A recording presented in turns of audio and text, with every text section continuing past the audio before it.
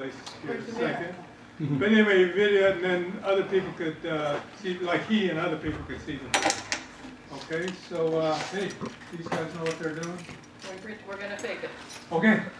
My name is Nancy, known as the First Lady because he's the president of Corazon, in case you didn't know. So I expect all the honor to be given to me. Just kidding. I would like to know how many of you have not been on a Corazon build before? Just a couple? Good. And maybe you will one day. Are you signed up? Are you thinking about it? Thinking about it? Okay. I hope we impress you well enough that you want to come along. We're gonna, come on in. It's filming now. Come on in. Okay.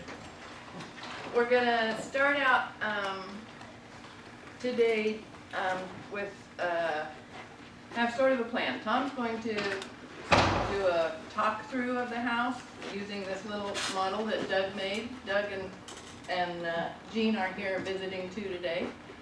And he made this a while ago, and it's a really nice replica of the house, and Tom will be able to use it to point out how the house goes together piece by piece. And he will be doing that in here? Okay. And so anybody that wants to get the whole overview can stay in here for that. I'm going to go out and start right away on the countertop because it's going to take a little while. And all these things are replicas that we have out in the parking lot today, small size. So we're going to do a little, I think it's 1x2 countertop. And a staircase that only has 2 stairs. And we're going to also demo the railing, which goes, we have inside the house, we have this loft. This is the loft. Eventually this is sheeted. And so we have a little upstairs area where the kids can sleep. And in front of that is a railing. So we're going to demo just a little section of that too. And then Tom, I think, I don't know in what order, is going to talk through and show a little bit on the shingling, which is pretty self-explanatory except the edges. If anybody wants to be a good helper on the roof, it's always nice. We always have 2 people up there at least that know what they're doing, but it's nice to have 2 people on the other ends that can follow that pattern. So he'll be talking you through that. And there's, on a lot of these things, shingles in particular, there's 3 different ways to do them to get that layout so that you don't have, you never want shingles mirroring on top of each other. You always want them offset. And that's for the rain. So that when the water drips down, it doesn't follow one channel. It has to go here, here, here.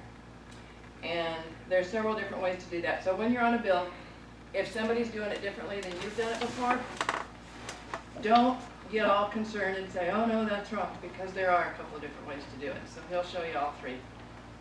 And then, is that all our little pieces? Somebody specifically asked about hammering and a good way to do it and easy way and how to take nails out. I think we're on concrete floor, aren't we? Somebody knows? Yes, yes. So it's okay if I just show a couple little things? When we're hammering, your lead builder will tell you in the morning that all 2x4s, when they're put together, are going to be put together with a 16-penny nail. That's the biggest one on our site. When we're doing sheeting, which is similar to this, that we're adding to the walls, then we're going to use an 8-penny nail, which I don't even know if I have any of. I do. A much smaller nail when we're putting wood, attaching the wafer board to the 2x4. And then the other nail that we use is a roofing nail.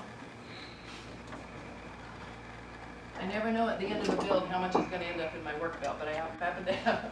So that's this little one, which Tom will show you a good way to hold it when you're nailing it between 2 fingers. Unless you're a girl and I don't want to that way. As far as tools go, when you bring a hammer with you, I should have brought my little kitchen hammer. Don't bring a little kitchen hammer. It won't be of any use. You'll want to hammer at least 16 ounces. Most 16-ounce hammers aren't very big. and you'll be much happier if you get a little bit heavier one. My advice, if you're going to buy a hammer, this is for later or whatever, maybe not just for the build, try them out in the hardware store and use one, get one that's the heaviest that you can use without hurting yourself and without wearing yourself out. I think I use a 19. And the reason being, when you're hammering properly, the hammer is doing most of the work. If you have a little hammer, your arm is going to be working so hard that with a little hammer, you're going to wear out earlier in the day. It's counterintuitive, but a heavier hammer is actually easier if used properly. And I'm only Nancy McMillan. I was Daddy's little helper. I know nothing, but I've learned a lot through Corazon. And when you're nailing, what you want to be able to do is, first of all, have your nail perpendicular to the wood, not at an angle. The top of every nail has a very flat head. Your hammer has a very flat head. You want to be sure when you're hitting that nail that those two planes are together. If you're hitting your hammer at an angle, you're more likely to bend it. So the most important thing is to hit it, have the strength of Terry McCrane, where he can do one nail with one hit. Most of us don't have that kind of power. I certainly don't. So I have to work with finesse rather than power. So when you're nailing, you're going to hold it straight and give it a couple of taps.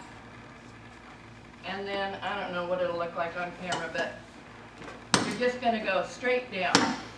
You're not going to come in like this. You want to hit flat. When you're hammering something that's really hard, like when you're up, which is the most difficult because your blood's having to go up above your heart, you want to be sure that you've got your grip right so you're not hurting yourself. So if it means choking up a little bit, that's okay. If it means giving yourself a little stability, that's okay. Generally, the power you're using is coming from your shoulder and your upper arm. If you're using this part of your arm, you're going to be worn out by 9 o'clock. Mm-hmm.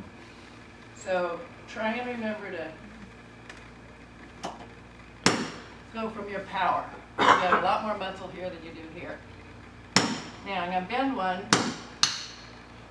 which is everybody's favorite thing, and show you how to take it out. I never even got those two together. Again, if you're a guy and you have a ton of power,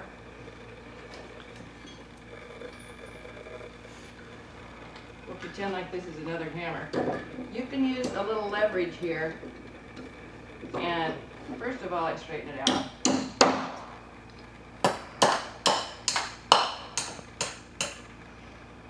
You can use your other hammer for a little leverage under your hammer to make that easier to pull. I find when nails are really bent and crooked, the easiest way for me is to take this all the way in as far as you can, and then go like that. And again, go as far as you can in, like that. That gives you a lot more leverage, and that doesn't take a lot of strength. The reason I don't pull them out like that is I have a wooden handle hammer, and what was it, 2 years into this? Terry McCrane, our super powerful guy, used it and popped the neck on the wooden hammer. I really like my hammer. I can't replace my hammer. They make it out of fiberglass now. So I'm very careful to do that and not that. Any questions on hammering a nail? Okay, we're going to have some practice outside. We've set up the railing and the walls and the countertop. So I'm not going to do any hammering. Her question. Gee? What is a toenail? No.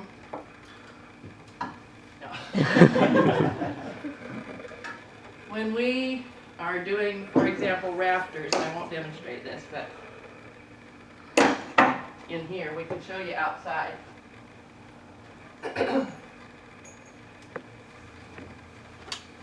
we have two boards that are together like this, or like when we're doing the rafters, there's gonna be a cutout here, and it's gonna be a weird angle, and there's no way that you can hammer from underneath.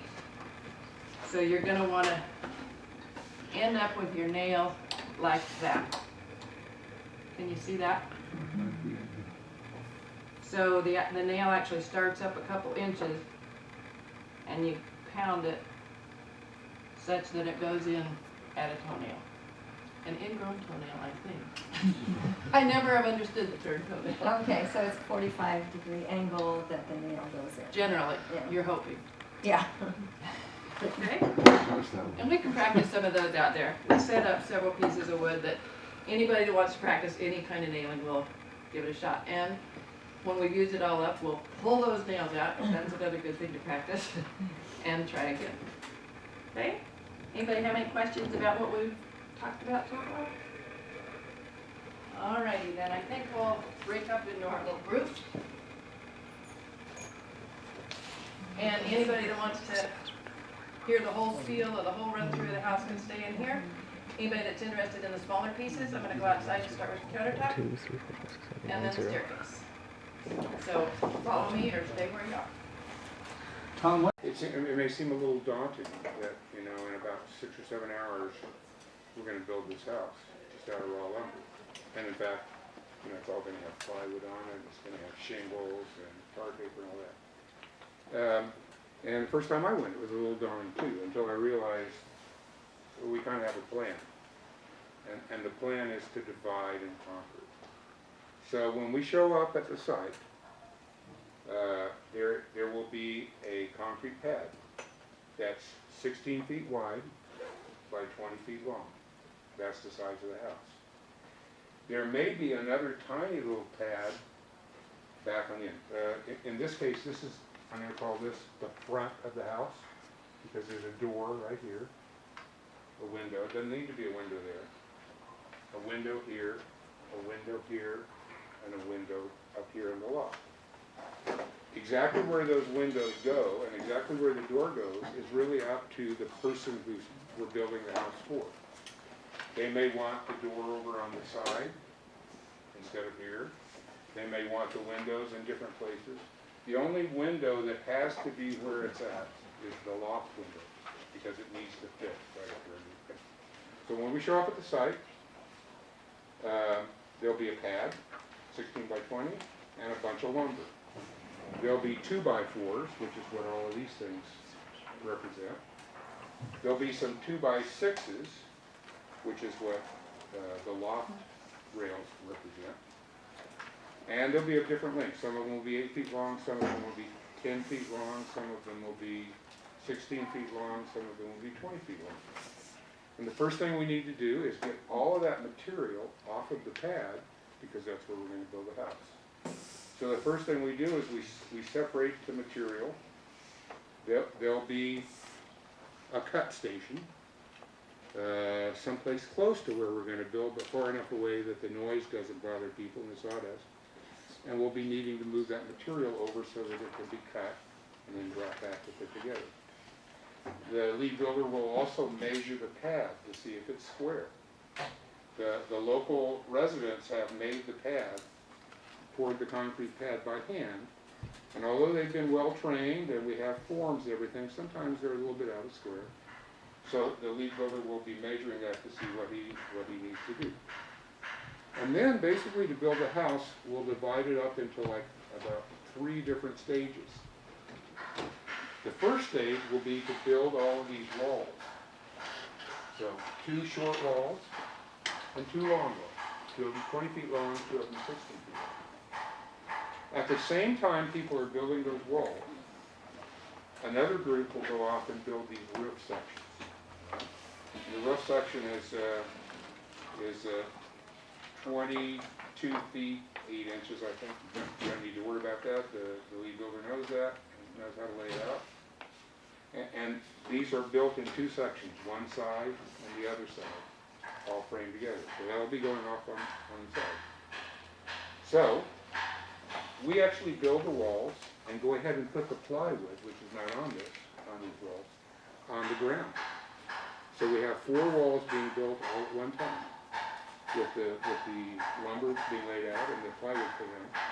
And then once they're, and we go ahead and cut the holes where the windows go, and cut the holes where the door goes, and frame those elements in. And then we stand the walls up. And we'll stand one wall up, stand another wall up, nail it together, stand another wall up, stand another wall up, and voila, we've got the 4 walls up. And usually that happens, it depends. That can happen as soon as 10 o'clock in the morning, and it could happen as late as almost noon. It kind of depends on how the day's going and how difficult the site is and all that. But the goal basically usually is to have the walls up, and that would include all the plywood, which we put on down on the ground, and the loft, which we build back here, to have that done by around, say, 11:30 or 12 o'clock at the latest. So, those are the 2 main projects that start the day. At the same time that's happening, we actually paint the plywood before we put it on.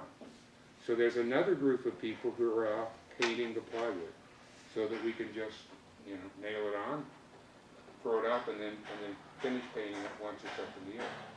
So by doing those 3 things all at once at the same time, we can get a lot done.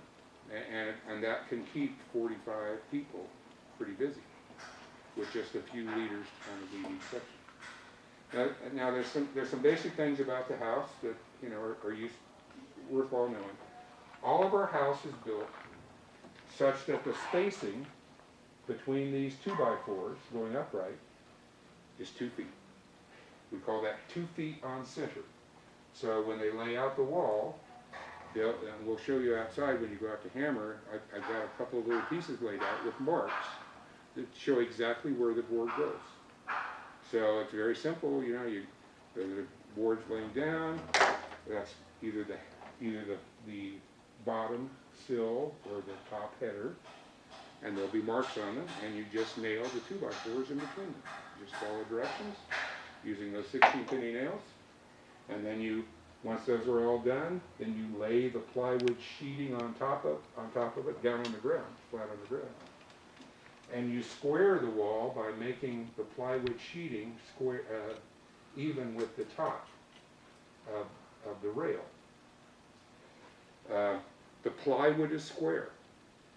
When you've nailed these 2x4s together, that's not necessarily square. It's kind of wobbly. It's got some slack. It's the plywood that you lay on this that gives it shear strength, that holds it in place. And since the plywood is square, you just use the plywood to square the wall. So you line up one piece of plywood along with the edge, one side of the plywood along at the top, and then you adjust the frame to where that happens. And then the rest, and as you go along, you just continue doing that, and that makes the wall all perfectly square, all the pieces of plywood.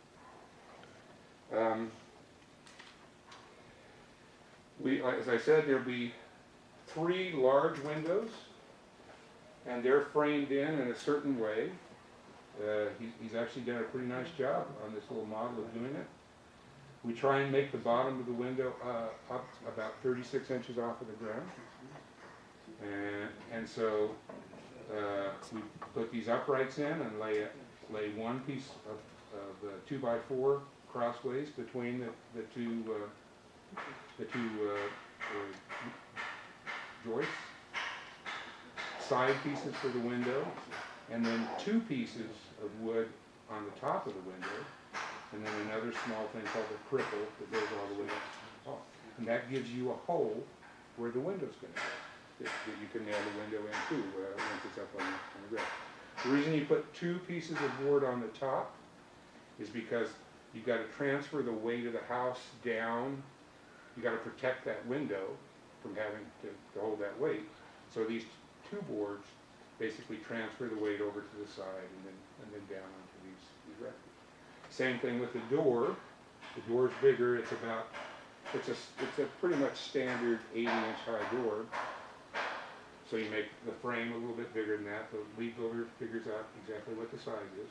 And again, there's 2 pieces of board across the top of the door because again, you've got to protect that weight get it transferred down to these sides here. Now, so in the back, as Nancy said, we have a loft. And the loft spans all 16 feet of the width of the house, and it's 8 feet long in the back of the house. And so we do that again with 2x6s, because we need the 6-inch wide board instead of the 4-inch wide board for the strength, for the weight that we're going to carry. So we put these 16-foot long 2x6 boards. Once the walls are up, nail them into the rafters, and then on top of that we lay 8-foot long by 4-foot wide sheets of plywood, and it's about 4 of them. It's actually a little bit less than 4 because you got to take away 7 inches for the width of these two joists there. You'll notice that there's a wall inside underneath the loft. And the reason for that is, even with 2x6 boards, we can really only safely span 12 feet. And we need to span 16 feet. So we need to locate someplace in the middle of that loft, what's called the bearing wall, which holds that surface. So at the same time you're building these big walls, somebody's off building that little bearing wall. Again, it's a very simple little wall, but again, it's laid out on 2-foot centers. And the homeowner can decide where they want that wall within certain boundaries. So I said we don't want to span more than 12 feet with these 2x6s. So actually we decided for a safety factor, we don't really want to span more than 10 feet. So the homeowner can decide if they want to divide underneath the loft into 2 rooms that are 8 by 8, which most of them do, or one room that's 6 by 8 and one room that's then 10 by 8. So that this wall can move over 2 feet this way, or it can move over 2 feet that way. And it's up to the homeowner to decide. But then whenever they decide, that's what we do. This model shows the ladder going up at an angle up into the loft. We stopped doing that. We decided in order to do that we had to cut a hole in the loft floor. We decided that was a little dangerous. In the dark, somebody could fall through that hole. So we've gone back to the old way that we used to do it, and now we put the ladder out in front. And again, the homeowner decides, do they want it over on this side of the house? Do they want it right in the middle? Do they want it over on the other side of the house? We usually try and talk them into one side or the other. In the middle, it kind of gets in the way. And usually we put it in about 1.5 feet from the wall, so that there's enough room. You know, if you put it right over on the side of the wall, then the person can't really quite fit through that little triangle. So we move it over a little bit. Right? But again, we kind of leave it up to the homeowner to decide which side we put it on. Now Nancy's outside working on a kitchen counter. That's not shown on this model, but we do build a little 4-foot by 2-foot counter. And you'll see how they're building it outside. It's plywood. It's got a frame, it's got plywood, and then on top of the plywood, it's got a backsplash. And then they tile it with ceramic tile. They tile the surface and the backsplash. And once it's all been tiled and grouted and dried, we bring it in and we put it in one of the corners of the front of the house. If the door's over here, for instance, then we would probably put the counter right underneath this window so the person can stand at the counter and look outside the window. The counter can go either long ways like this, 4 feet this way, 2 feet this way, or it can go 4 feet this way, 2 feet that way, depending on what the homeowner wants and where the windows are and what the view is. Okay, so going back for a minute. So we had 3 big jobs that we were starting on at the first, which was building the walls, building the roof, and painting. Once those things are started, then it's time for the little jobs. The little jobs, typically we try and get started around 10 or 11 in the morning at the latest, depending on how many people we have. And that's building that little kitchen counter, which Nancy's doing outside. Building this ladder that goes into the loft. Building this rail. Those are kind of the small jobs that need to be done. and then a lot of painting. Painting, painting, painting. As I said, normally we will have painted at least the inside of all the plywood before we've nailed it to the walls and stood up the walls. We may have even started painting the outside, but then the painters will paint all day. They'll paint all the plywood. They'll paint all of these roof rafters. Will be painted actually before we put them up. So that it's pretty. We do a contrasting color for the trim and for these roof rafters than we do for the walls of the house. So it's got a nice color. People will begin installing the windows in the afternoon typically once the walls have been up. And this is what's called a gabled roof, and that means there's plywood all up here too, and it extends the wall, but it's triangular pieces that have to be cut in and put, and you also have to put these little joists here that you can nail that plywood to. So that's typically what's going on in the afternoon. At the same time, up on the top, once the roof section has been put on, then we sheet the roof with these 4x8 sheets of plywood, and then we take long strips of felt tar paper and tar paper the whole house, and then we take asphalt shingles, which we have outside, I'll show you how we do it, and we shingle the house. So typically all that roofing and shingling is going on at the same time that the windows are being installed by some other people, these gables are being built, and all the small projects are being done and completed. And that's kind of the staging of the way the house goes. And like I said, typically, in a typical house built, if you've at least got the walls up and the loft installed before lunch, you're okay. If you've got it done way before lunch, and in fact, you've got the roof rafters up, then you're styling. Okay? You're really styling, and you're probably going to get done around 3 o'clock. If you got the roof up and sheeted, and you started the shingling before lunch, then you might want to take a long lunch because you're probably going to get done by about 2 o'clock. And then it depends on the lead builder, it depends on the group, it depends on the location. There can be that much variation. Now the thing that's not shown in this model that we have started doing, I don't know, are you guys building a bathroom? I don't remember. No. Okay. So a lot of our houses now, we are beginning to add a bathroom. It costs $600 more. For the ones that we had to do with the Mexican government that they funded bathrooms for all the house. And so the bathroom is a little thing.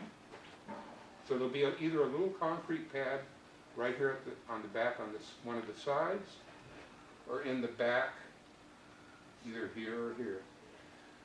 It kind of depends on the lot, it kind of depends on all that. The little pads are either 5 by 5, or they're 4 by 6, and so you kind of have to go measure the pad.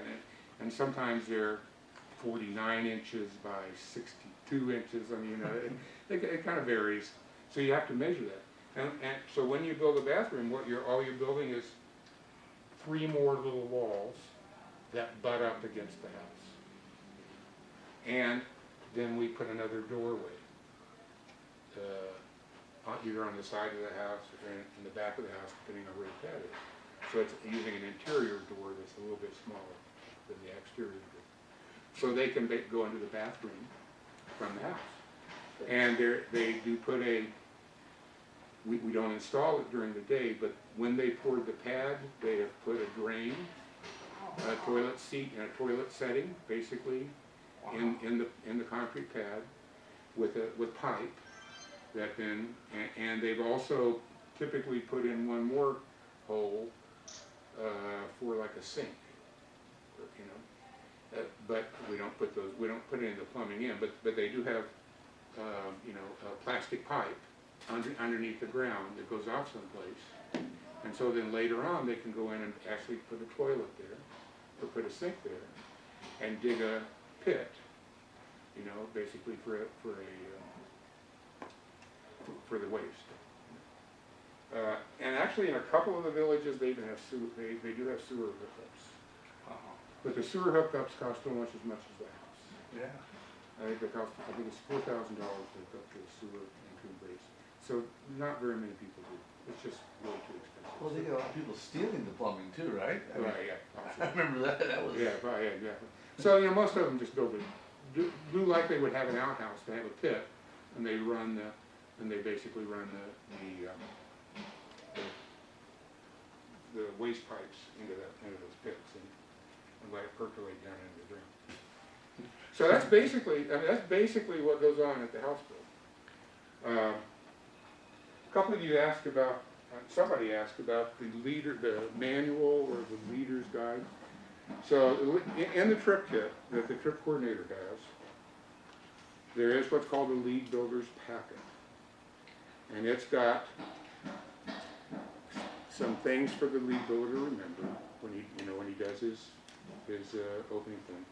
Most importantly, it has a material list. So all the materials that should be at the site to build a house, and how many of them, how many different pieces there are. So sometimes the lead builder, the staff is pretty good about getting the material on site. But in principle, some lead builders actually hand this checklist to somebody and go, check all this stuff to make sure it's here.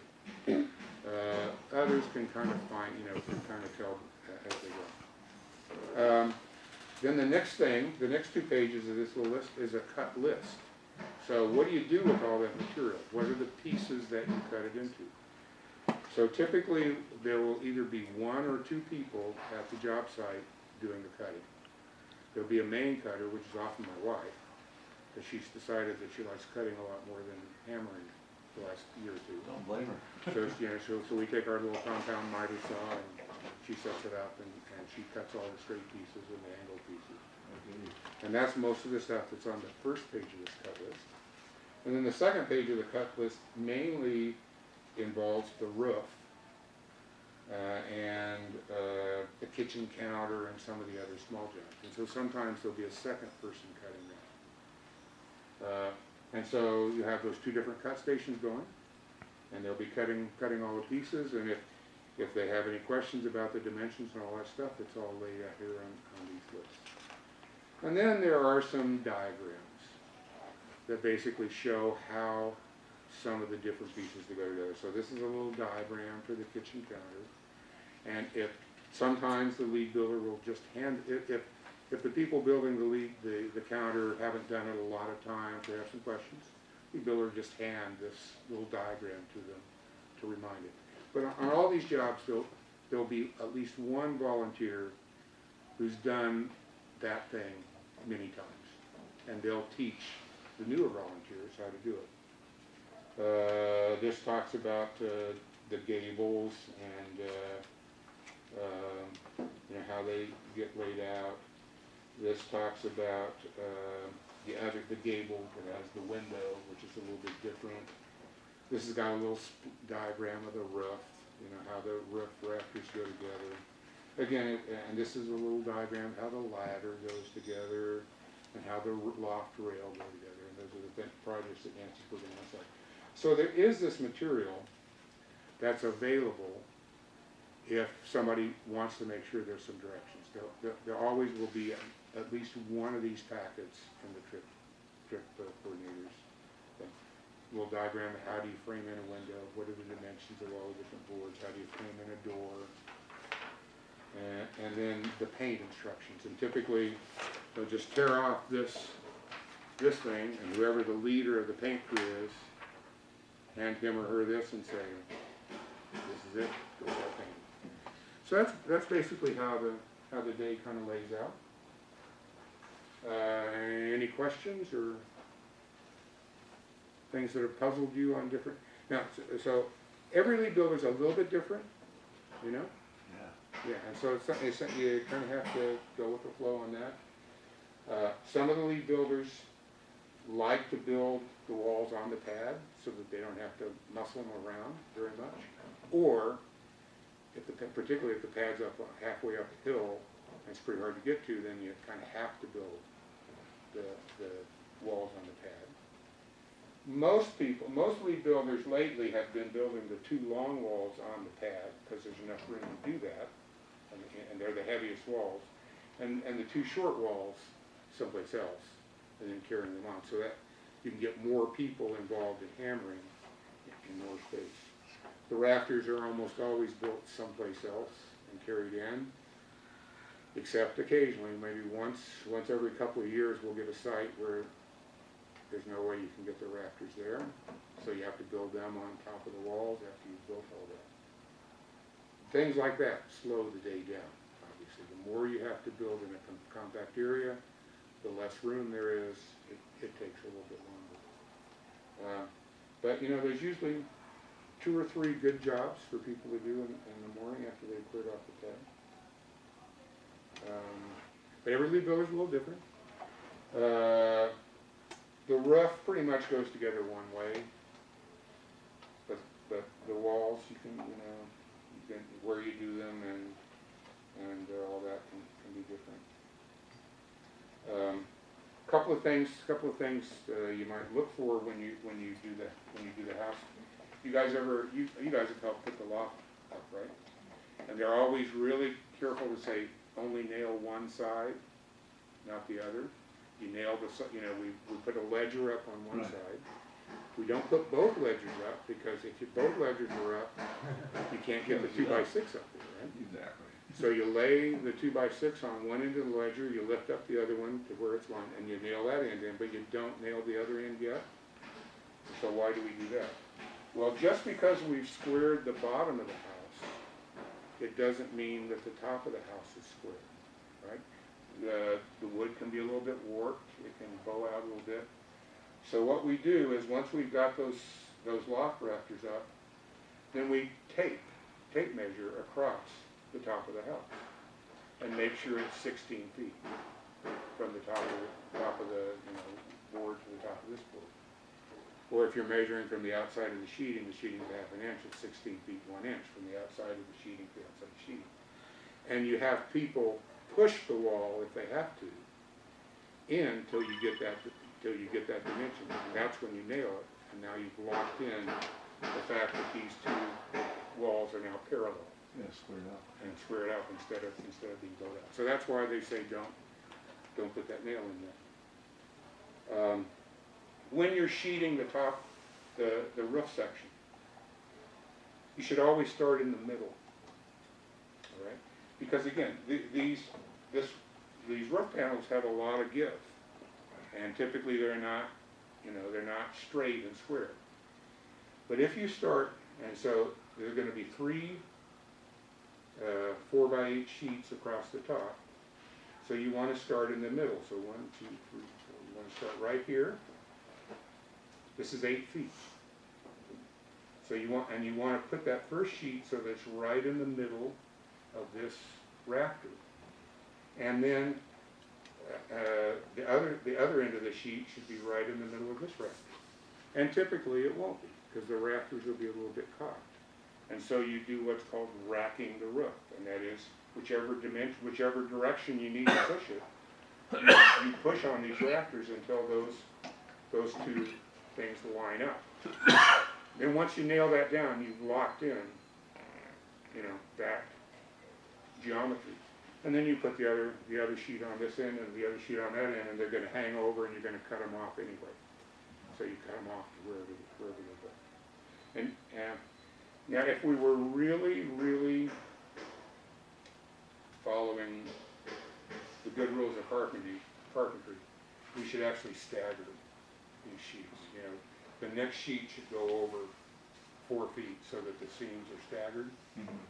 But that would require a lot more cutting up on the roof. So we don't, and it's strong enough. Not staggering the seams on the plywood. It's still going to give you enough strength on that roof that you can get 14, 15 people up there to shingle and it's going to be fine. Well, even more important, why you need to offset the tiles on top. Exactly, you're offset. I mean, all that stuff's being covered. The only reason you would stagger those sheets is for shear strength. Right. Is because that seam is obviously going to be a weak point. So you're trying to stagger but it's strong enough. And we'll show you outside with the shingles how we stagger them so that it doesn't leak. Trying to think any other tips or clues or whatever. But that's basically the house. So Nancy and I built about 300 of these. And, you know, we built our first one about 200 years ago and we didn't have a clue. 20 years ago. You said 200 years 20 ago? years ago. It seems like that. Our first build was in January 1994. And actually we were building a slightly different house then. We built a 12 by 16 foot house on telephone poles. It didn't have a foundation, it was like a deck. We dug in the ground, put 6 telephone poles, 6 cut-off telephone poles in the ground, and nailed a 4 by 10 foot frame to that, and then decked across, and then put 1.25 inch plywood across the top of that like you would a deck, and then built the house on top of that. That was our You know, I went in this one build where Terry and 4 other guys came into our build, and I guess a team didn't show up. right. And we went 6 guys to build this house, and it was completely different Yes. than the way you're used to. You think you know what you're doing, and then you're Yeah. sitting on top of the roof building the roof. Right. And you're sitting, yeah, you're going. Yeah. Okay. So that's additions or something like that, or, you know, a little bit different. That standard house is pretty easy to build. An addition on this house is pretty easy to build. We do 2 classic kinds of additions. We do an addition, and we build a 16 wide by 12 foot, I think it is long, maybe 10, room on the back of the house. So you just build 3 walls, Okay. and you just continue this roof on. You build 2 more little roof sections. They go on top of that, slap them up against this, nail them on, away you go. Or we build a side addition. It kind of depends on the lot. Yeah. So on a side addition, what we do is we come out 10 feet, and we build a 10 by 20 foot room. All right? Now we got to tie that into this house, right? And you can't keep, 10 more feet, this roof will be down to the ground. Yeah. So what you do is you cut this part of the roof off. You cut it off right here at this line. Okay.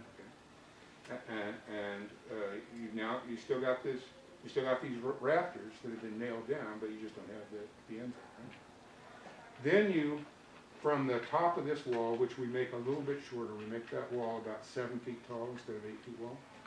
You take a 2 by 6 and you just shoot it right across, so that it nails on the end of that one.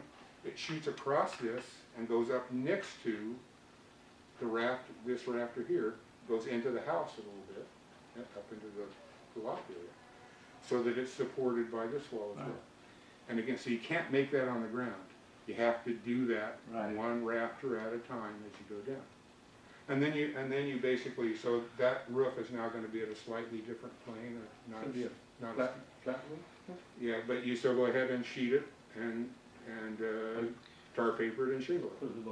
Is there a low pitch to it? So Yes, so our basic roof is a 5 by 12 roof.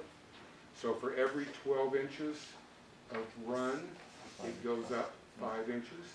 So that gets you about 8 feet gets you about 40 inches up. Right. And if you know the king studs are usually like 34, 35, something like that. Then whatever that top plate is, so it's about 4 feet at the center. For those additions, we try and do like a 2 and 12 pitch. So for every 12 inches of run, we do 2 inches of raise. So since we're going to go to 8 feet here, all right, that's the top of this board right here, and it's going to be 10 feet. It's got to come down 24 inches in 10 feet. So this wall over here is maybe only 6 feet tall. Or maybe we'll do 6.5 feet and do 1.5 inches. Just so you have a little bit of slope so that the water will run out. And then you just, shingle it and tar paper it and kind of slip the tar paper up underneath the tar paper here. Shift the last row of shingles, you poke them up underneath those shingles there and you nail it all down. Stick some roofing tar on it and you got it sealed up. So those are classic additions that we do. But those we also don't take very long compared to the house. So what we say an addition Whereas for a typical house, we say 45 to 50 people, you know, maybe 7 hours. Right. An addition, we say 20 people can do it in about 6 or 7 hours. And in fact, if you got 25 or 30 people, you'll probably be done by 2 o'clock. The roof takes a little time, laying each of those pieces of plywood in. You gotta build another door. You gotta frame in another door. Typically, you frame in a couple more windows. But that's our basic addition. And do you cut a door into the side going to the house? Yeah. On one side or the So, other? so for instance, if say we were gonna do an end addition, there's a door here, there's a door, There's a window, that's the back. There's the front. there's a door here. But we're gonna build the addition out here. Well, so we just take that door out. Leave the opening. Right. If they wanted a door, we could put an interior door in, but they may not even want a door. Right. You just move the door out. So you're making basically a new entry door. Entryway, yeah. If it's on the side and there isn't a door there already, the classic thing we'll do is we'll take this window out Extend it down. and then just take all that framing out and we'll frame in an interior door where that window used to be, move the window out and reuse it in the addition that we're building, and now they've got an interior door. You've already got the double 2x4s You've on already top got- yeah. to distribute it all. Exactly, so you just frame it back in as another door. So those are the additions that we do. And a little smaller groups, a little less money. And we'd like to do more of them because a lot of people would like to add on to their houses. Yeah. And they're kind of fun projects. Let me check, see if I got this right. Since you have the joists across from the long wall to the long wall, and you have the roof, you know, basically that side to side strengthening. So I'm, from this, that's the reason that you kind of hang the short wall on the long wall. Yes, Is that right? exactly. So what he's talking about, so this is a 20-foot wall, this is a 16-foot wall. But the 16-foot wall has to sit inside the 20-foot wall. So you actually build this wall at 16 feet. So a 2x4 is 3.5 inches, right? So you take 16 feet and you subtract 2 2x4s, which is 7 inches. Right. So 15 feet, 5 inches. And then actually, for good measure, you take another 1/8 of an inch out.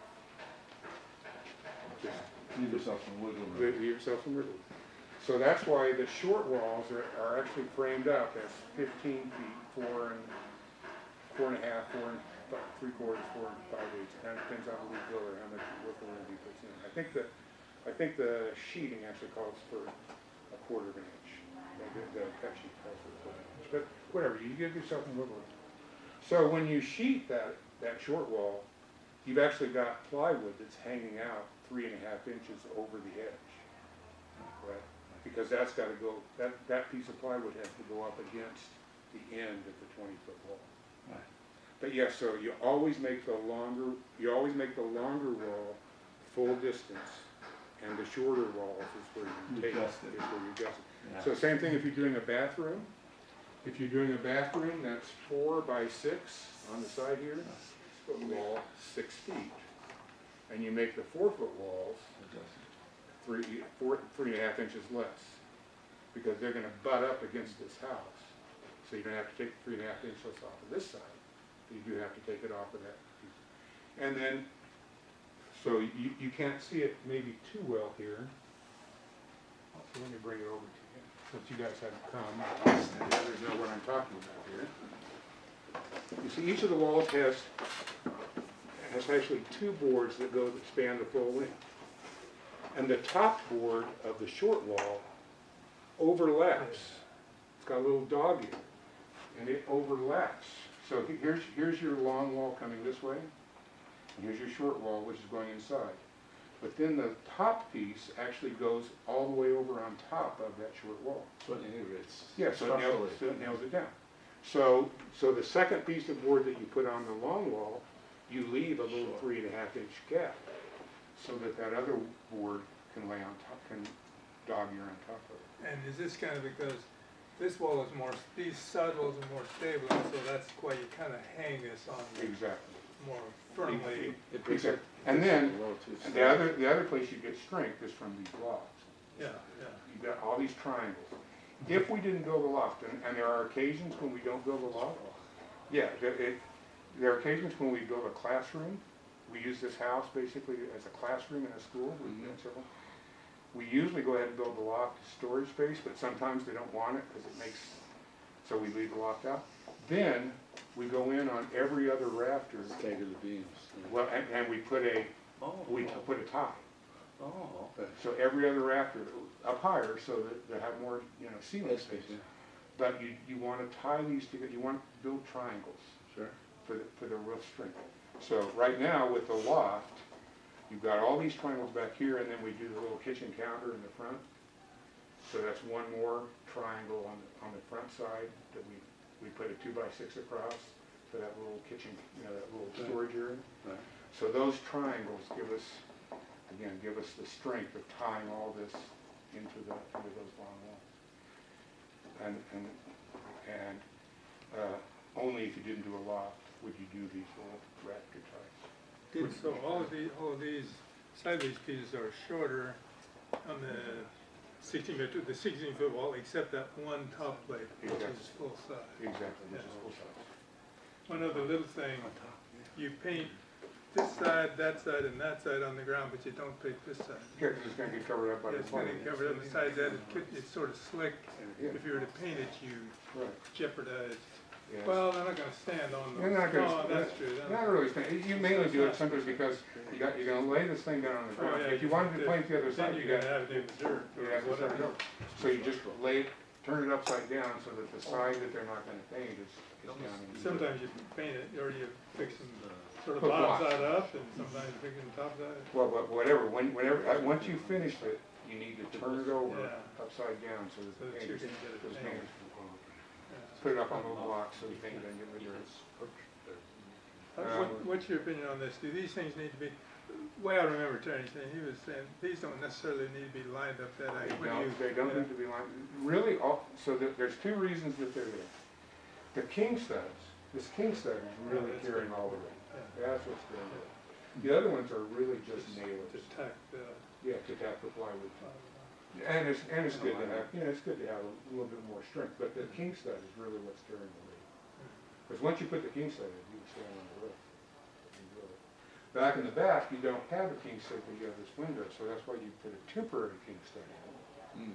Or sometimes people just go ahead and build this window frame on the ground and lift it up and pull it in. But whatever, you can't get up on the roof until both are braced up. And then, like you say, Roger, whether you put these in this way or this way, and whether you put them at exactly 2 foot centers, you're going to make 2 triangular pieces of plywood.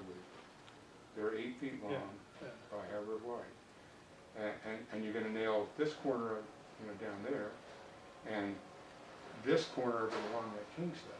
And so really all you want is a few nailers along the way someplace where you can tack a few nails in it to keep it from bowing out and stuff like that. and this stacking the rafters onto the walls, this is not totally perfect Yeah, model, this- but anyway.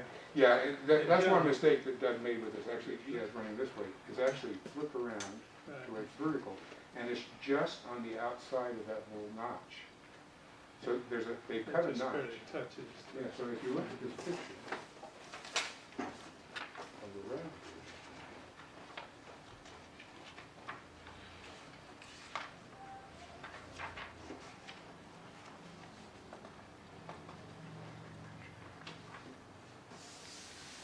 so this is a rafter, and it's basically 10 feet long, a little bit less than 10 feet long, and it's got a notch cut in it. Oh, and that's to sit on the. Yeah, and that notch is cut at exactly the right Right angle, angle, that it too. just sits right on top of this It's on top of this wall. floor. Okay. And then just on the outside of that, so Yeah. I'm not a very good line here, but that should be a line. At the angle of that line, you nail a 2x4 upright.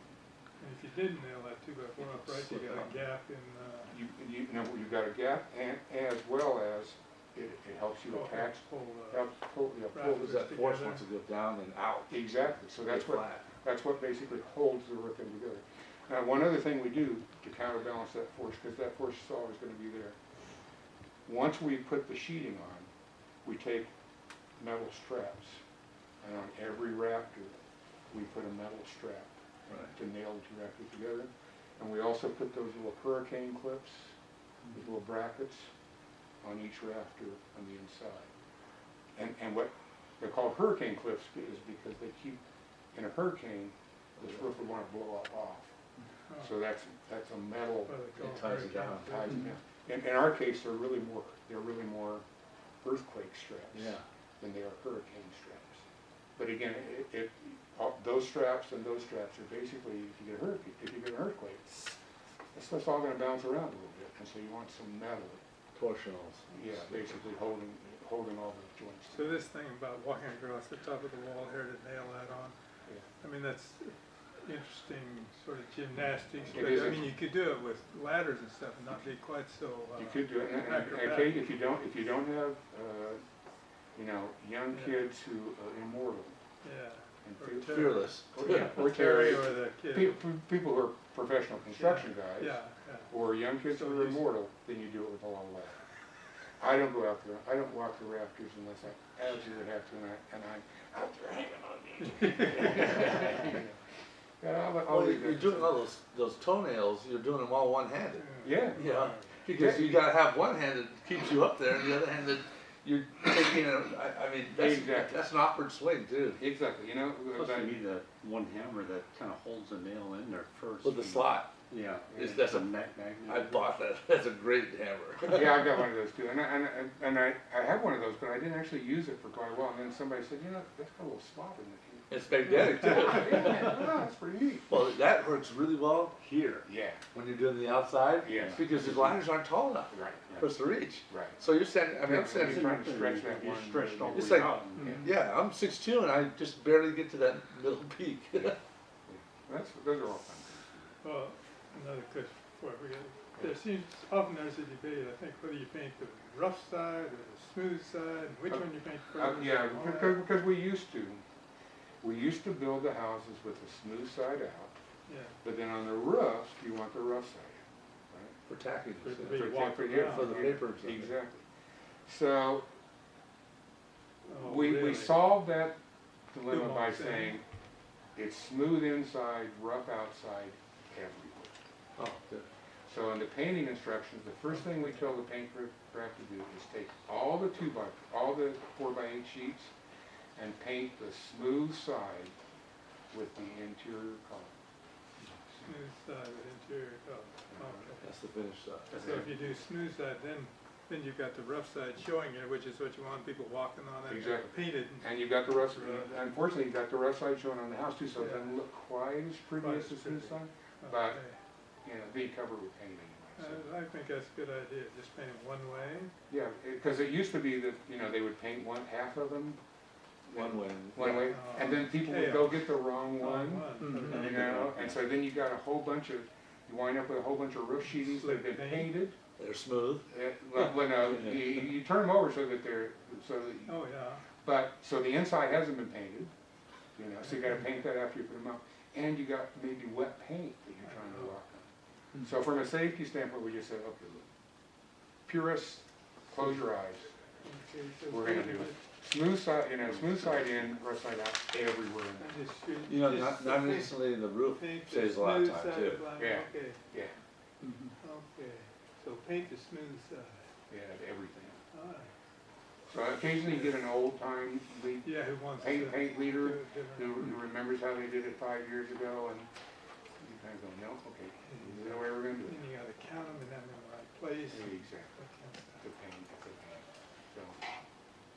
So that's what we, that's how we eliminated that. Is there, I mean, it's obviously repetition, but, when you're laying out the plywood on the outside, how do you calculate where the window cut's gonna be? Okay, so here's what I do. That gets a little. So here's Is what- that falls, if you have to sit there and go, wow, what magic did that happen? Okay, Terry so- would draw this out, I'm like, How Okay. did you find that? So I'm laying, let's do this, I'm laying this wall, all right? Right, It depends on, I'll usually start from this side, okay. but I could actually start from either side. Sheet of plywood, sheet of plywood. Sheet of plywood's gonna go in the middle of the window, right? Lay this, Oh, lay so half of it's this exposed. window in there, measure in underneath. Draw it Right on now. the outside. No, well, don't even draw, just write out what the dimension is. Okay. And then take your square and draw a line where the bottom of this thing is. That far across. Oh, okay. So then once you slapped it on there, all right, then you can go back now. Now you can draw it on the outside because you have those dimensions and those lines. Oh. Now you know what to do. Now what if it ended? So you I think don't he's got all these over there. What if it took a whole sheet? Exactly, I see that. So on your whole sheet, once you lay this sheet down, before you lay that one down, go and measure from the edge of that sheet to the edge of this board. Inside.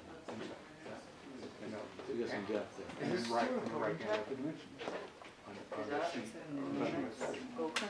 And again, scribe your lines on this sheet of plywood. Scribe the lines where the bottom of that is here, and the bottom, the top of that is here. Now you can go ahead and lay the sheet of plywood down on it, measure over, put the little dots where the corners are, and then just measure out the side of the window. The window, You just so punch cut. and then you just punch cut it. Yeah, you just punch cut it. What's the punch cut? You just get the saw and just go right. Oh, just the, oh, okay, okay. You start someplace in the middle, plunge it in, go up to your line, go over. Okay. And then window falls out. Yeah, the window falls up. And if you're lucky, you fall, you exactly. You make it a 2x4, why not? And if the saw seems to be binding, then you're probably cutting the 2x4.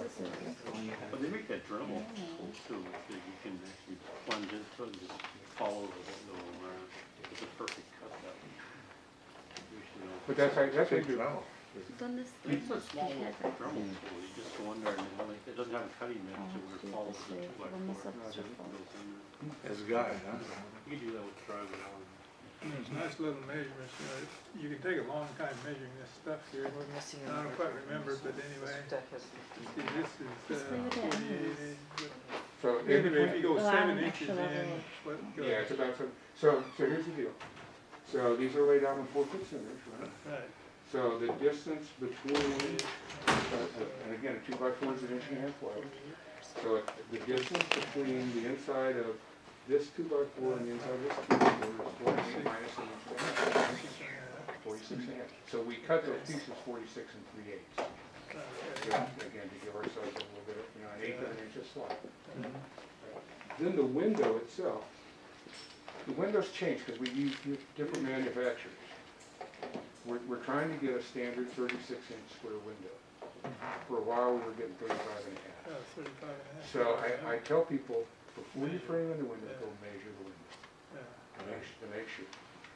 Usually they're 36 inches square. So you want to make this rough opening. Okay, so here's the other thing. For a while, we had windows that had flanges Yeah. on all four I sides. remember that. That manufacturer stopped. We making don't have, Yeah, when we were doing those, we would make the rough opening a half an inch bigger than 36 inches. Right. Okay, then you Give some sure adjustment. you some adjustment. Pop it in. Then that manufacturer went out of business. So then we bought the windows that had no flanges. And if you do a 36 and a half inch square with those windows, it's too sloppy. So I told people, in fact, I think the cut sheet says make a 36 and a quarter inch. Only give yourself a quarter. Smaller margin, tighter fit. So a little tighter fit, and then you screw it in. Now we have a new window. Screw it in. Otherwise, you have to flange it. All Yeah, these- you have to, or you put a lot of goop in there. Or whatever. so So you 36 screw them in other words, You screw them in on the inside. Oh, really? Yeah, right in. So the window, you pull the window right up here, and then you screw right into it. On the side, there are holes where you can screw in. So Then the screws come with the window, or you I gotta brought them, Harley. get it? And they started buying things next to We usually don't bring our drills unless it's a drywall. Yeah. Yeah, well, I always run a drill. Yeah. Torino brings a drill. I mean, there's a drill in the official kit too, but a lot of lead builders will bring cordless Right, handsaw for the rough stuff, because it's easier, right. and they'll always bring a cordless drill. I always bring a cordless drill, just in case. Yeah. But now we have new windows. Okay, so now we've got a new manufacturer, and it's got flanges on the sides, not on the top. So in that case, this gets a little Yeah, trickier. more slop Yeah, sideways. so I said, let's go back to the 36.5 inch Mhm. sideways, but still leave this board 36 1/4. Yeah, 8 inches on the So, top bar. so it's a little bit. So again, that's why I tell people, before the cut person starts cutting all those window triples, somebody go measure the windows and see what we have. Same thing with the door. Figure out exactly what to do, because the doors are manufactured, but they're manufactured by hand. So each of them, Oh, this, yes. so this doesn't a little bit of slop. You about finished? Yeah, that one. So there's, so I just go measure the actual door, make the door opening happen. Is the outside trim from manufactured windows to manufactured windows, are we trimming it differently on the outside? No, you should Same way? still go. So those flanges aren't too long or extend out goofy? No, the flanges are, Oh, okay, okay. they're like the old ones. Yeah, yeah, okay, good. So I better go out and do my little roof. Yeah, I wanna know about this, the Christmas tree layout Yeah, so let me go through it. and finishing it on the far side.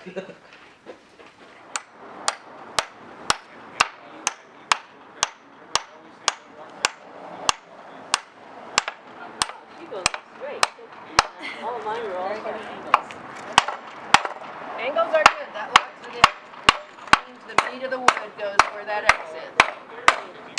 Sometimes builders only make one line and one X, so it's always the meat under the X.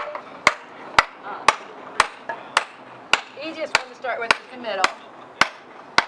You want to stand, which side do you want to stand on the hammer there? Go forward. So our goal is 2 16-penny nails, about an inch down and an inch up. And your goal is to center it on that stud. Obviously, a little bit doesn't matter. And you're going to hit it. You're going to hit it from here, and it's going to bite into that. And so you're going to put one foot on there to stabilize that. And when it's ready to go in, just be sure that's flush. Because it will move on you. It's nice to have somebody stand on here just to make it stable. 1 foot. 1 foot on that. On the corner. Yeah. Oh, do a foot on the corner.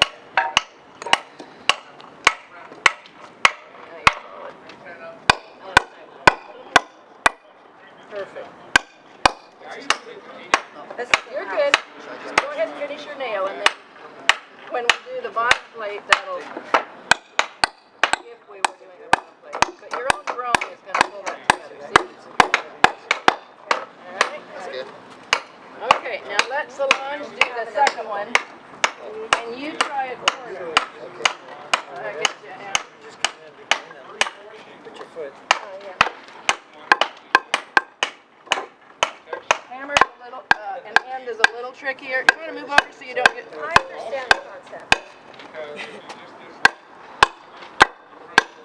I'll Yeah, go. I think I've done that before too. Okay, so you're going flush on this one.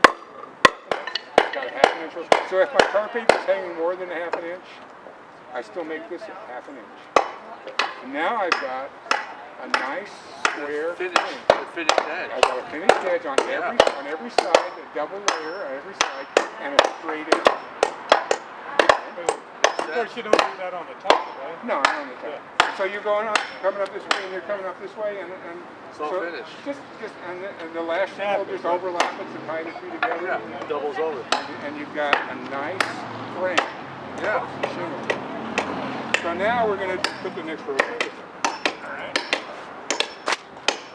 So the next row of shingles, I don't want this To line up the same. line up, right? So I put a half. Okay, so we're going to get into the Christmas tree. Christmas tree. I don't do Christmas trees. Good. That confused me. That was beyond my There are more than one ways to skin a cat. I prefer to skin my cat this way. Okay. So the next shingle goes right on top of that one. the bottom of the slope, It's right? still the bottom, it's still the bottom slope of the roof, all right? But now it goes right side up, so that the notches are going down, correct? So that's another we did. We started with the top. No, you always go from the bottom up. Always go from the bottom up, because each shingle is overlapping the next one. So then the next, so except on the end, you're always using full shingles. All right? And again, this first row just lays right on top of the other. All right? And say now we're down at the other end of this row. This is why I like to do half holes. Because now I can take this cutoff piece. Perfect. Yeah, and it won't be perfect actually, because it'll be like an inch too long. But so I cut off an inch. You know. But so I like to do this because it's easy. So then you just go back and forth. So now my next shingle is a full one. Right. A little less. So it's just a half and a full. I just do half fulls, half fulls, half fulls. That's less confusing. It really is. And it has exactly the same, Same effect. you know, because you're staggering the seams. So they Actually, never they're line up. staggered a little bit more. And particularly if a lot of times I get up, I'm the only person working on the roof that knows how to cut. I can go ahead and cut about 10 shingles in half for this edge and just tell the guy. We can have just a cutter doing all the cutting of the halves and the fulls and just handing them down. Yeah, so like I said, We don't have to mess with it. it while turns we're there. out that the shingles always turn out to be about an inch too long. So whoever's working this other end is going to have to be continuing cutting. Now you notice when I cut that shingle, I didn't try and cut it this way. I turned it over. So wear your blade out. Yeah, just now it's like cutting sandwich. So that's why you really don't want. So some groups, person working this end doesn't know how to cut, but they think they're going to do me a favor and they'll go ahead and put the shingle down. And then I can't cut it. You're cutting the rough side too. Exactly. You know, so who's ever working this edge. So let's act like this one isn't going to fit. Then I'm going to be a little bit over. So the way to do that is flip it over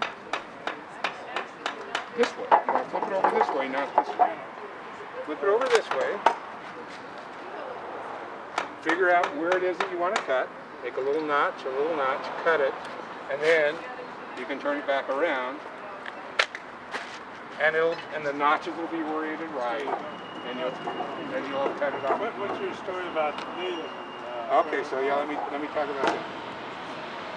So where do you nail these, right? Well, you nail these in the tar.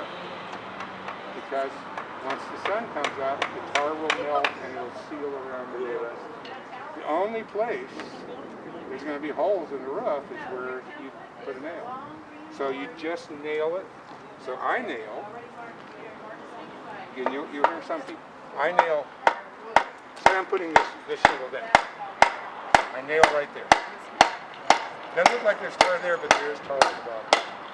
So it's going to be in the nail right there. Then I position the shingle, once I've got that pinned, I position the shingle on the other end where it's perfect, and I nail right there. Square it up. Now it's in the right place, so now I go back and put a nail right above this notch, and a nail right above that notch.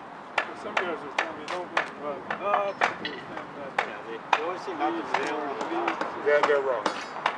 Nail them on the notch. And the reason you want to nail them on the notch is because that way you guarantee that the next shingle will come. It's covered it perfectly. Yeah, and if you don't, you're going to wind up with Ununiform holes and That's what I was told before. yeah. So I don't know who's telling you that, but nail 4 nails. Nail one end, go back square the other end, then go back over each notch. And then the next shingle, you then use those notches to put it straight. No. I put my finger in the notch and let the shingle come right down. No, some people say they want you to go to overlap, because if you do that, then the water kind of congregates or whatever. That's a wonderful thing for them to say. So put your finger in the notch and go down. As soon as you start doing something that's not lined up, then they get crooked. Yeah, so I'm gonna go a half an inch down. Well, I go half an inch down that way, and I go a quarter of an inch down that way, and all of a sudden, put it right on that. I put my finger in. Okay, so usually firstly, I'll go right against that notch, put the nail down there, come down here, check that, go right against the notch, push the nail there. Then my next one. Next one, every nail in. Then I butt this one up so that it's even. Put a nail there. Come down here, put my finger, come down to it. Straight. Now what happens, about two-thirds of the way up, now you've got a wave on, what do you? Because somebody wasn't. Okay. Yeah, because people are doing it differently. So if I can get a little bit back, I'll try and get a little bit back. If that means I'm a little bit out of line, so one of them I'm going to go down strong a little on next one and try and go shake up. It's hard to do. The better thing to do is to try and stay on top of it. Get people to use those nostrils to line up. So then the next one I'm going to have to do a half. Now, the other way people do it is the Christmas tree one. So they do, so this is a 6, this is a 5, this is a 4, this is a 3, this is a 2, this is a 1. So how many 6? That's the Christmas tree. So they do 6, 5, 4, 3, 2, 1, Straight. 6, 5. Yeah, you got the maximum stagger of the scene. That's hard. It's a crap little one. Well, that took a lot more time. Yeah, This is a pretend wall. Sorry. This is like the top plate of the wall I section. think I saw the guys were building from both sides. Yeah, so Bob Poe, so Terry's a professional, right? He's used to working with this.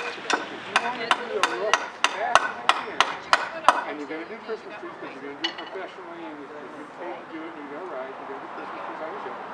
The fastest way to do it is Christmas trees on both ends. But that means you got to have 2 roots that are perfectly straight. This would be confidence. A certain level of confidence. And unfortunately, show back to Bob Cozen. He knows So Bob kind of likes the way he thinks he's I try and talk about how to do it. Whenever I can, I tell Bob. So and Bob has a son. We all know our mistakes, believe it or not, it can look like you are, but he's aware. He comes and helps his dad. Okay, somebody put the He'll get up on second the one in roof. below it. He'll tell people Christmas trees for both. Natalie, He wants to do his side that way. If you're working with me, you're going to stabilize it with your right foot on a lot less the work. Story is it's faster, right? yeah, you got people kind of both ends. It'd be this But one. it requires a very complicated. Everyone gets Really 2 pay attention to detail. And then even in the middle, you're going to wind up cutting an inch off. You're going to wind up cutting an inch off each. And you'll have more strength if you could do this. How does Sean Farrah like that? Burger? He usually lets me do it. The way he likes to do it is once it's sheeted, he gets down and he lets me do it. So we do that. Are you coming in your trouble? Yeah, probably. We need Terry too, to get done early. Is there a problem with the two things not making it together? Well, so you're going to have to cut. You're going to have to cut to make the usual problem. So first of all, as I was explaining to them, full shingles wind up being about an inch longer. An integral number of full shingles winds up being about an inch longer than the roof is long. So you're always going to wind up cutting one end about an inch. And then you're working from both sides. That inch is going to come out of the middle. So the last shingle that you go down, you're going to lay it down, see where it overlaps, try to cut it off. But the bigger problem is the Union Pacific, Central Railroad, meeting at Promontory, Fort Utah. And one of them's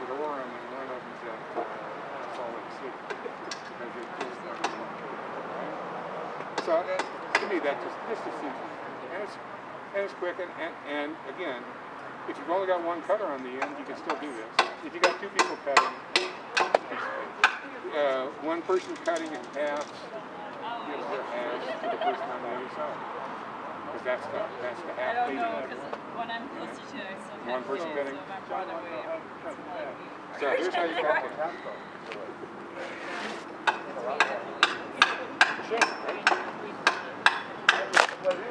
We cut modified baseball plates.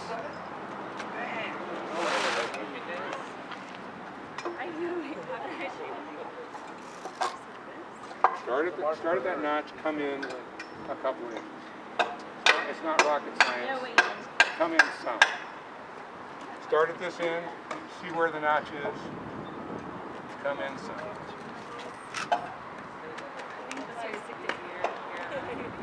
That's it.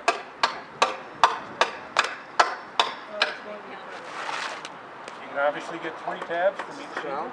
Yes.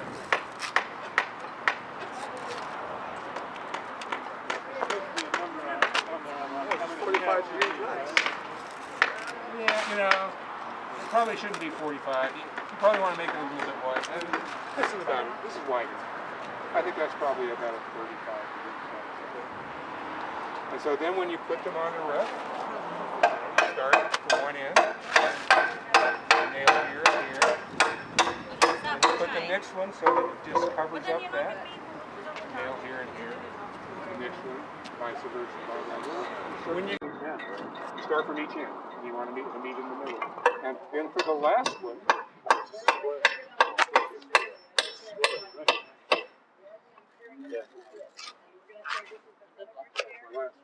and in order to get that work, I may have to cut one of these short. I may have to cut one of them.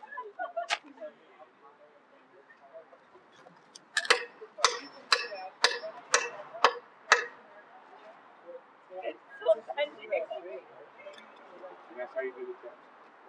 So, if you've got shingles like this, which hopefully we do, it's easy.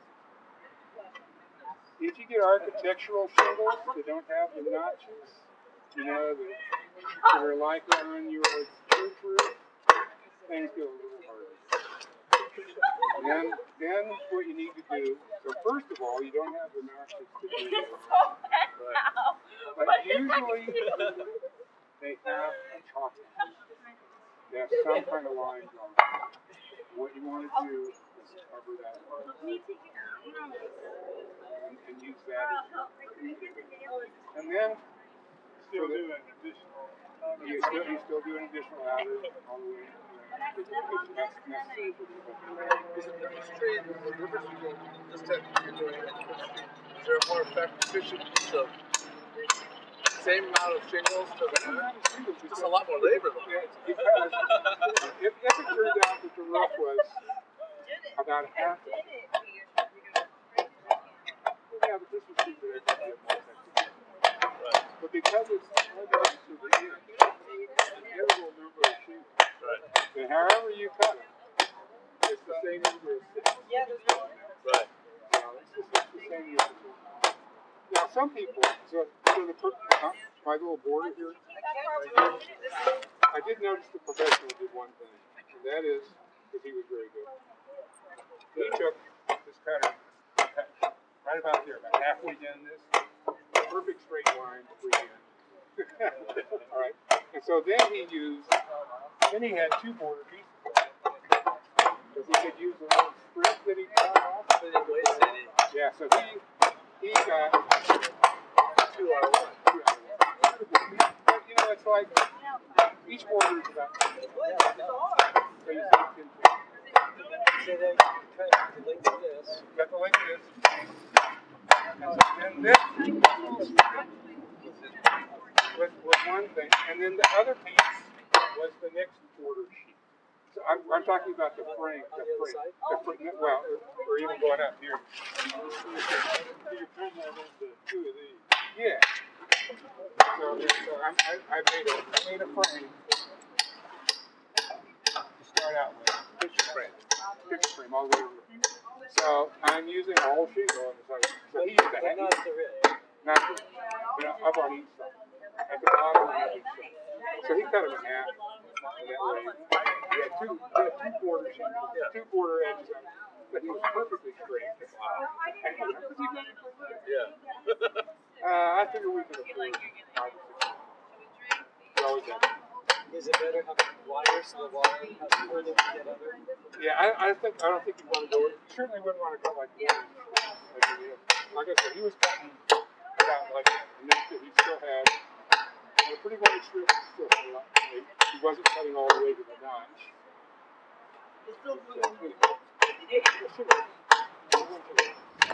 That makes sense. Don't go to him again. Sounds good.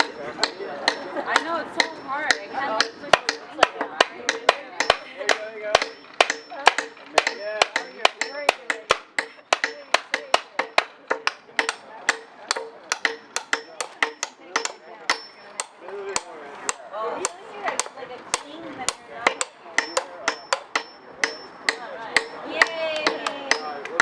No, it's good enough.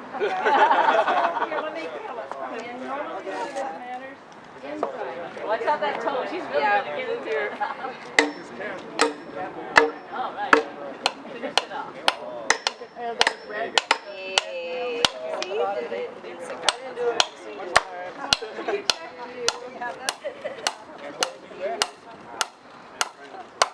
Get a second one in there?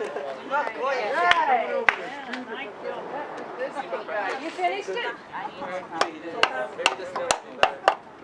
Been building in Mexico a long time. You really don't know? This is our 21st year. So you learn to make do.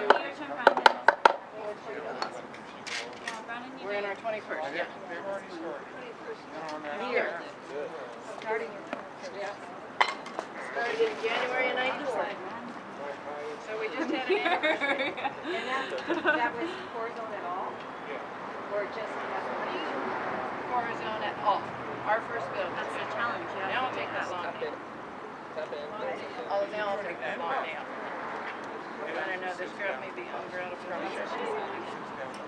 Those things that are like 3 for $2.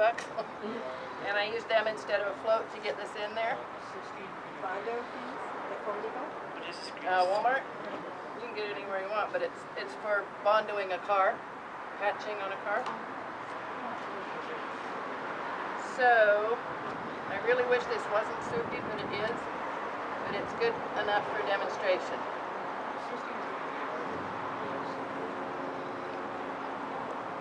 Generally, I want it in the grout things, and this wouldn't be going in like soup.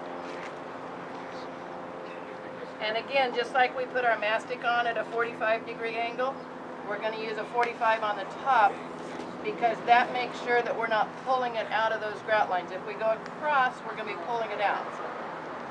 So we always go at a 45 and then at the opposite 45.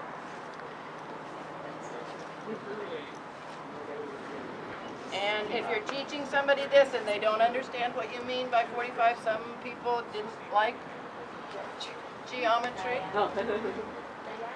then say the letter A or V or whatever works for your audience.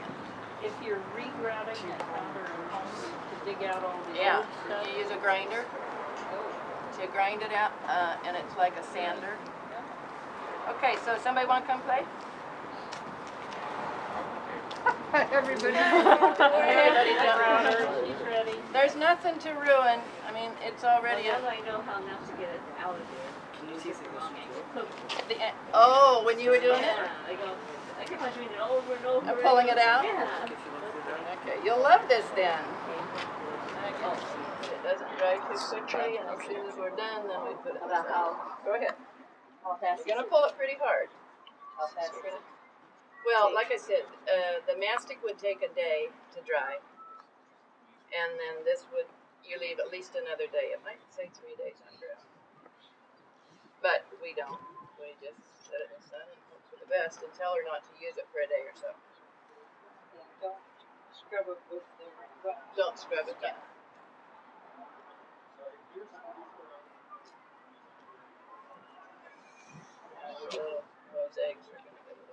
And did you guys hear you could mix it with paint? We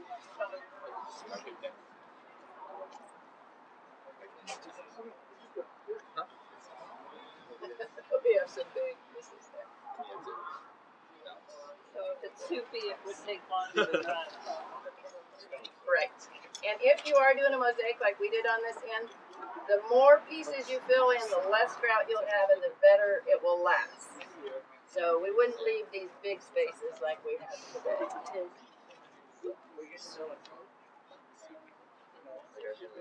Fill in every little corner that you can. Right. Because if you don't, that gives it the chance to move. And we're out, so we can't do that today.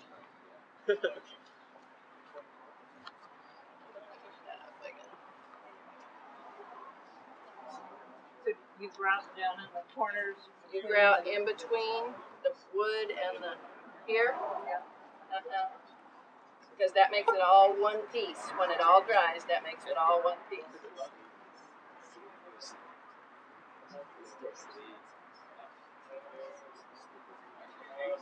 There you see close to what it'll look like.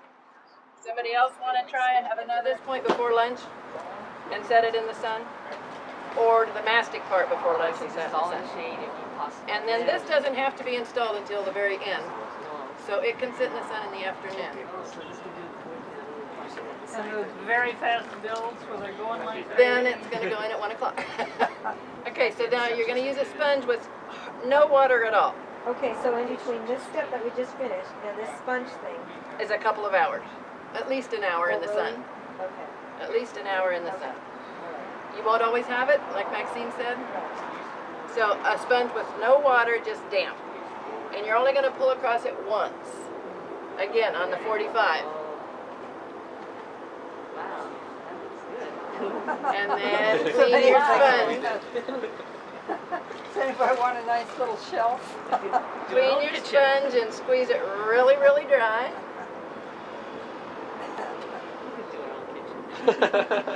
You sure could. Save our money. You sure could. I've had a lot of people say that when they leave, and then I always wonder if anybody ever did. But remember, again, do your 45. That's the key to it. You don't want to pull grout out of your lines. Want to come try it?